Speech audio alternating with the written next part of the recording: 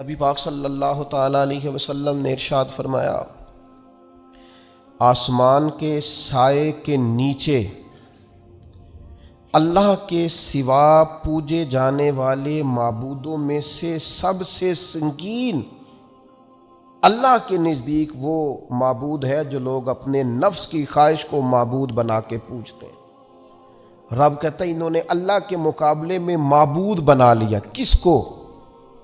نفس کی خواہش کو۔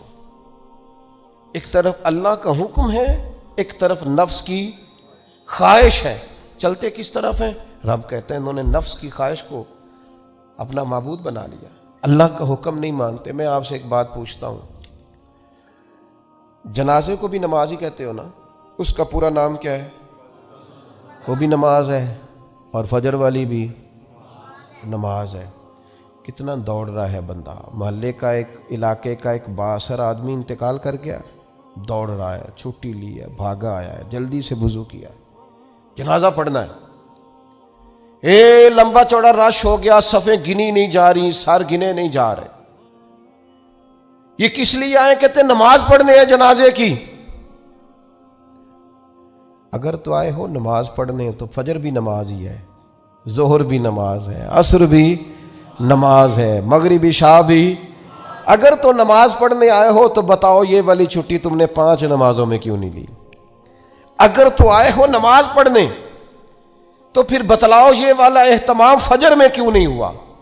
یہ تم نماز پڑھنے نہیں آئے، یہ ہم اللہ کے حضور حاضری دینے نہیں آئے۔ یہ وہ جو سیاسی رکھ رکھاؤ ہے، یہ جو ذاتی تعلق، یہ نفس کی عبادت ہے، یہ اللہ کی عبادت نہیں ہے۔ یہ خواہش نفس کی تکمیل ہے، یہ رب کی عبادت۔ یہ تو اپنے خواہش کے پیچھے دوڑے آئے ہو، مجھے بتلاؤ نا۔ وہ ایک شاعر تھے، انہوں نے بات تو بڑی غلط کی، لیکن چلو بعض اوقات نصیحت کے لیے کچھ باتوں کو دہرا دینا چاہیے۔ پاکستان کے ایک معروف شاعر تھے، ان سے کسی نے کہا کہ آپ مسلمان ہیں؟ کہنے لگا آدھا مسلمان ہوں آدھا کافر ہوں۔ اور کس طرح؟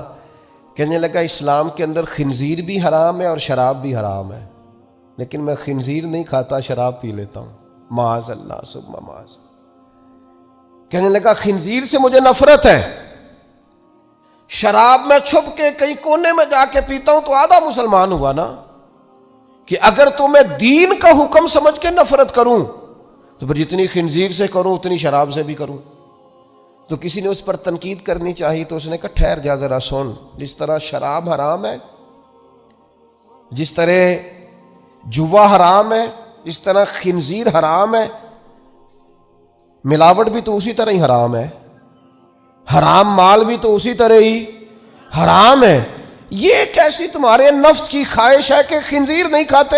کہتے ہیں کہ کسی علاقے میں ایک آفیسر تھا، تو وہ سب حرام مال اکٹھا کرتا تھا، تو کوئی کسی کی ضرورت ہی نہیں تھی اس سے بات کرنے کی۔ تو ایک بوڑھی اماں تھی، وہ بڑی حق بات کہنے کا مزاج رکھتی تھی، تو ان کی مرغی مر گئی، تو اس کے گلے پہ چھری چلا کے نا تو اس آفیسر کے گھر دے آئیں دیسی مرغی۔ تو وہ شام کو شکریہ ادا کرنے آ گیا، کہنے لگا اماں کمال کر دیا، دیسی مرغی تو کوئی کسی کو دیتا ہی نہیں۔ کہنے لگے بیٹے نہیں، کمال والی بات نہیں، مر گئی تھی۔ تو وہ ناراض ہو گیا، کہنے لگا مر گئی تھی تو میرے گھر کیوں دے دی؟ کہنے لگی سارا محلہ جانتا ہے تو سارا حرام کھاتا ہے۔ تو میں نے کہا یہ کروڑوں حرام کھا گیا تو کوئی مشکل نہیں، تو ایک مرغی سے کیا تکلیف دے گی؟ تو وہ اللہ نے اس کے دل میں بات ڈالی، اس کو اثر ہوا، وہ رونے لگا، کہنے لگا بات تو ٹھیک کر رہی، کروڑوں روپیہ حرام کا آئے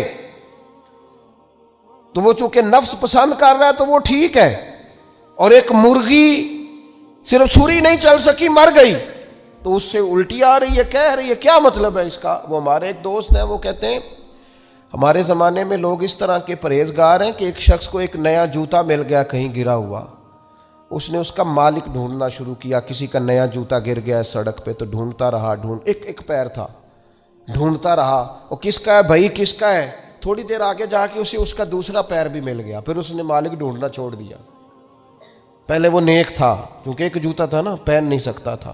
جیسے ہی اسے اتنی تکلیف کی بات ہے امت مسلمہ میں، نفس کی خواہش کو خدا بنا لیا، جو تیری طبیعت میں آئے۔ ویسے ماں باپ کو تو وقت نہیں دے سکا، ویسے اگر تجھے کہا جائے کہ ماں باپ کی طرف سے کسی یتیم بچے کا خرچہ اٹھا لے، وہ تو نہیں اٹھا سکتا۔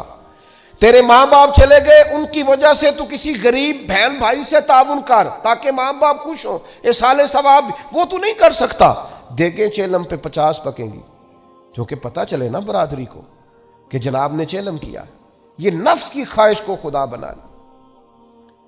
سیاسی افطاریاں ہو رہی ہیں، کسی کی نیت پر شک نہیں، اچھی نیت سے لوگ افطاری کراتے ہوں گے، لیکن وہ گھروں کا بھی تو ہمیں پتہ ہے نا کہ جہاں لوگ آٹا بھی اس لیے تھوڑا پکاتے ہیں کہ کل بھی اس کی ضرورت ہے۔ وہ محلے کے گھر نظر نہیں آتے؟ افطاری کے لیے ایک سجن بلایا جو پہلے کروڑ پتی، اور بلایا کہاں سے؟ لاہور سے، اسلام آباد سے، فیصل آباد، تو جو تیرے ارد گرد تھے۔ نفس کی خواہش کو خدا بنا لیا۔ بندہ مومن کی یہ شان نہیں ہے۔ جب ہم اللہ تعالیٰ کی عبادت کریں گے، آپ کو پتہ ہے انبیاء کرام علیہ السلام کو لوگوں نے کیوں شہید کر دیا؟ انبیاء کرام کی لوگوں نے کیوں نافرمانی کی؟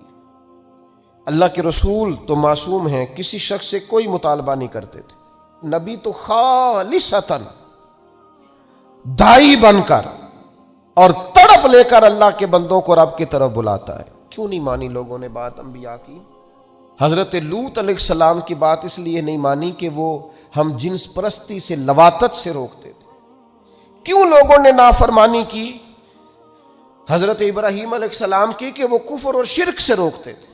کیوں لوگوں نے نافرمانی کی معاذ اللہ نبی پاک علیہ السلام کی کہ حضور فرماتے تھے کوئی بڑا چھوٹا نہیں؟ کیوں سردار بنے ہوئے ہو تم؟ کیوں غریبوں کا خون چوستے ہو؟ کیوں برادری ازم کے نام پر تکبر کرتے ہو؟ لوگ نافرمان ہو گئے۔ ہم کیا کرتے ہیں؟ جیسے ہی ہمارے نفس کی خواہش کو چوٹ لگتی ہے، ہم فوری طور پر مخالف ہو جاتے ہیں۔